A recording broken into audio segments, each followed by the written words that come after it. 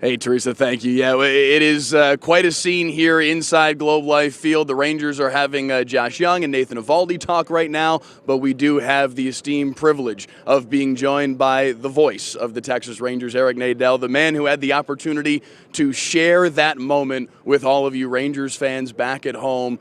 You had to wait a long time for that moment, but it is finally here. How did it feel for you to be the one to share that news with Rangers fans? It was, my heart was just so full of joy to be able to say those words, the Rangers have won the World Series.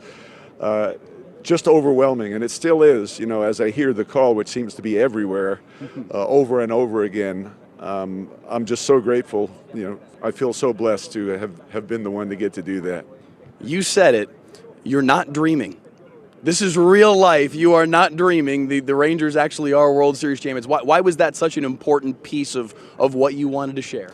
Well, I felt all day, once the Rangers won Game 3, I didn't sleep very well that night in excitement over the prospect of the Rangers clinching the World Series the next day, but I was so sure they would win with 3 opportunities to do that, that I really did feel the whole day on Wednesday leading up to Game 5 that I was living in a dream.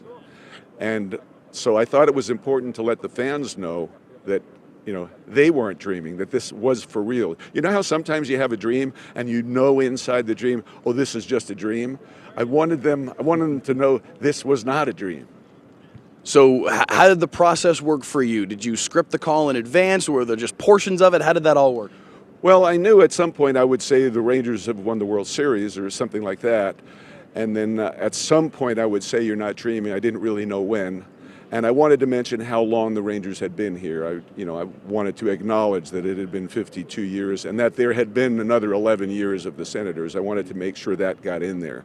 So it wasn't scripted in the order I would say those things, but I kind of knew those were the elements of the call. And of course, you have to call the actual play. Yeah. As it turned out in a 5-0 game where the last call was a called strike, it made the whole thing a lot easier to come out smoothly, where you didn't have to describe, a ball being hit and a ball being caught and a ball being thrown or a runner being out. The best possible way to end it is on a strikeout like that. Just like when the Rangers won their first pennant and A-Rod struck out against Neftali Feliz, it was the same sort of thing. It was quite a year for you. You took some time away from the team at the front half of the year. How rewarding is this for you personally to have this be the way that the 2023 season wraps up? It's incredibly gratifying, and I'm so grateful to the Rangers for being patient with me and being supportive, as I was slowly working my way back. And for it to end like this, it's like a Hollywood ending. If you wrote a screenplay, people wouldn't even believe it. It's too good to be true. I just feel so blessed and so fortunate. You joked earlier that you were worried your legacy would be the guy who always was the bearer of bad news. Not anymore. Your legacy is the man who called the very first World Series championship for the Texas Rangers. Eric Nadel, thank you so much. Thanks so much. I really appreciate it.